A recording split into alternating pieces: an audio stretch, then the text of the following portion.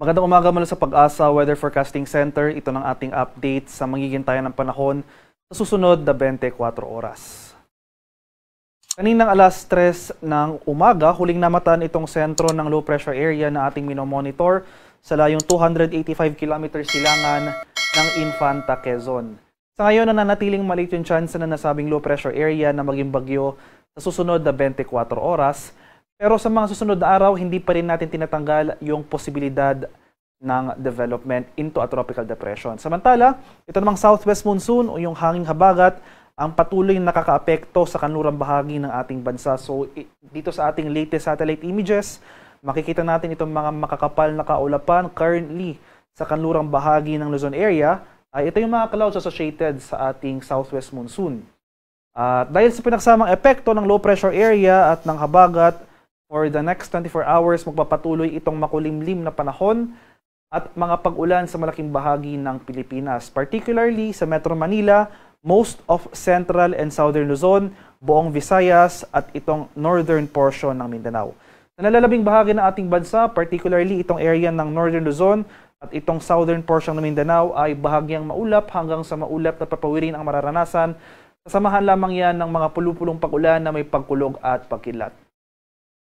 Para naman sa magiging lagay ng ating panahon ngayong araw dito sa Luzon, dahil sa epekto ng low pressure area na sa kasalukuyan ay nasa silangang bahagi na nga ng ating bansa, particularly sa eastern section ng Infanta, Quezon, ay magdudulot ito ng mga kalat-kalat na pag-ulan, pagkulog at pagkidlat dito sa bahagi ng Bicol Region, Quezon, as well as sa area ng Aurora. Samantala ito namang habagat, so sa kanlurang bahagi naman ng ating bansa, ay makakaranas rin tayo ng mataas na tsansa ng mga kaulapan at mga kalat-kalat na thunderstorms throughout the day dito sa area ng Metro Manila, sa nalalabing bahagi ng Central Luzon, sa nalalabing bahagi ng Calabarzon, as well as buong Mimaropa. Kaya sa mga nabanggit na lugar, especially itong Southern Luzon area, dahil sa mga susunod na araw, inaasahan natin yung patuloy na pag-iral ng habagat. Maghanda pa rin po tayo at maging alerto sa mga banta ng flash floods at landslides. Papatuloy yung generally fair weather, medyo maaliwalas sa panahon, bahagyang maulap hanggang sa maulap na papawirin dito sa area ng Northern Luzon, Ilocos Region, Cagayan Valley at Cordillera. Pero hindi nangangahulugang wala na tayong pag-ulan na mararanasan, nandyan pa rin yung mga usual afternoon to evening na rain showers or thunderstorms. Sa bahagi naman ng Palawan, Visayas at sa Mindanao, Central and Eastern Visayas, makakaranas tayo ng mga pag-ulan na dulot ng low pressure area. So, cloudy skies at sasamahan niya ng mga scattered rain showers at thunderstorms. Samantala, itong area ng Palawan as well as itong Western Visayas and Negros Island region ay maulap na kalangitan rin ang ating mararanasan ngayong araw. Dala naman yan ng southwest monsoon o habagat. Itong northern portion ng Mindanao, itong area ng Zamboanga Peninsula, Northern Mindanao at Caraga, asahan na rin natin na magpapatuloy yung mga kaulapan ngayong araw. At babagsak yung mga malalakas sa pag-ulan na dala ng habagat mamayang hapon hanggang sa gabi. Mas maaliwalas sa panahon, so improving weather conditions na ang ating inaasahan dito sa Southern Mindanao sa mga nakarang araw. Dahil sa epekto ng habagat, tuloy-tuloy na pag-ulan ang ating naranasan over these areas. So kahit na improving conditions na over Southern Mindanao, kung magkaroon naman tayo ng mga panandaliang pag-ulan na dala ng thunderstorms, nandyan pa rin yung mga tsansa ng mga flash floods at landslides. Kaya mag-ingat pa rin tayo dito sa area ng Barm, Socsargen at Davao Region.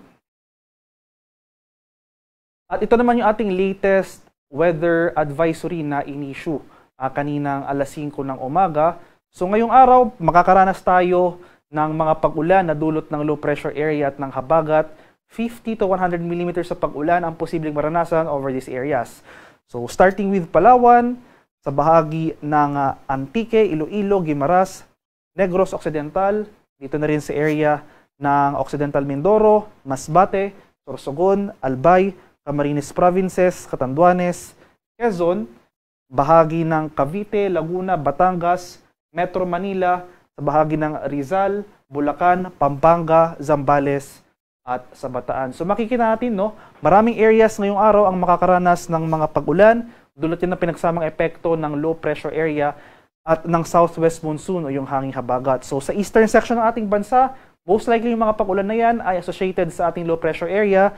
Meanwhile, yung central and western sections ng Luzon at Visayas, ito yung mga pag-ulan na associated naman sa habagat. Ngayong araw, inaasahan natin yung patuloy na paggalaw o pagkilos itong low pressure area, generally northwestward, patungo sa area ng Aurora or sa Quezon. Papatuloy yung generally northwestward na paggalaw ng nasabing low pressure area at sa ngayon, parte kasi itong low pressure area ng isang malawak na sirkulasyon. So sa mga susunod na araw, inaasahan natin na patuloy na magko-consolidate yung mga kaulapan na dala or associated dito sa low pressure area. So regardless, if maging bagyo man ito or hindi, inaasahan pa rin natin, at least for today, magpapatuloy itong mga malalakas sa pag-ulan over these areas shaded by yellow. Pagsapit ng bukas, araw ng Lunes, inaasahan naman natin na after baybayin or after gumalaw generally northwestward itong low pressure area na ating minomonitor, inaasahan naman natin na tatawid ito or babagtasin itong area ng Luzon landmass, particular dito sa northern or central Luzon. So by tomorrow, inaasahan natin nagagalaw, mas papalapit or closer sa ating landmass itong low pressure area at possible gumalaw inland, further inland dito sa areas ng northern and central Luzon. So gayon pa rin yung ating scenario, no? Parte pa rin ng isang malawak na sirkulasyon itong low pressure area. So along with habagat, bukas magpapatuloy pa rin itong malalakas sa pag-ulan, 50 to 100 millimeters dito sa area ng Palawan, bahagi ng Antique, Occidental Mindoro, sa Albay, Camarines Provinces, Catanduanes, sa bahagi ng Quezon, Cavite, Batangas, Zambales, Bataan, at sa Aurora. So dala pa rin yan ang pinagsamang epekto ng low pressure area at ng hanging habagat. Pagsapit naman ng Martes, so pagkatapos baybayin or bagtasin itong low pressure area, itong landmass ng Luzon, ay magpapatuloy yung generally pakanluran or pahilangang kanluran na galaw nito. So by Tuesday, possible nandito na itong low pressure area sa West Philippine Sea na kung saan hindi natin tinatanggal or posibleng maging bagyo itong low pressure area over the West Philippine Sea. So saka lamang posibleng maging bagyo itong low pressure area sa ngayon ay after pa nito baybayin or bagtasin itong Luzon landmass at lumabas sa West Philippine Sea. So kailangan nating pagtuunan ng pansin, no? So maging bagyo man or hindi itong LPA, along with habagat, asahan pa rin natin ang maulang panahon sa mga susunod na araw. So sa araw ng Martes, magpapatuloy yung 50 to 100 millimeters sa mga pag-ulan dito sa areas shaded by yellow. So sa lalawigan ng Palawan, Antique, Romblon, Occidental Mindoro, Albay, Camarines Provinces, Quezon, Cavite, Batangas, sa bahagi ng Bataan, Zambales, at sa Pangasinan.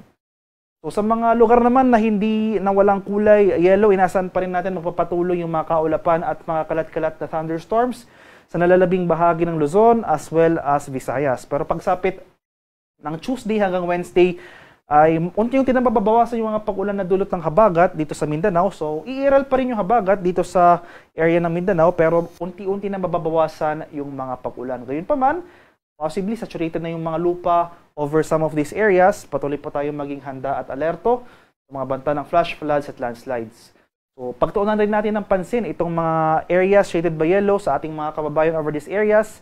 Sa mga susunod na araw, since tuloy-tuloy yung mga pag-ulan na ating mararanasan, maghanda po tayo sa mga banta ng pagbaha at pagguho ng lupa. So inulit ko po, regardless if maging bagyo or hindi itong low pressure area na ito, along with habagat, for the next 3 days, ay significant na pag-ulan ang ating mararanasan. So yung karakteristik po ng mga pag-ulan na dulot ng habagat, usually nagsisimula yan pagsapit ng late afternoon to evening, magpapatuloy-tuloy yung mga malalakas sa pag-ulan, dadalan yan pagsapit or until madaling araw.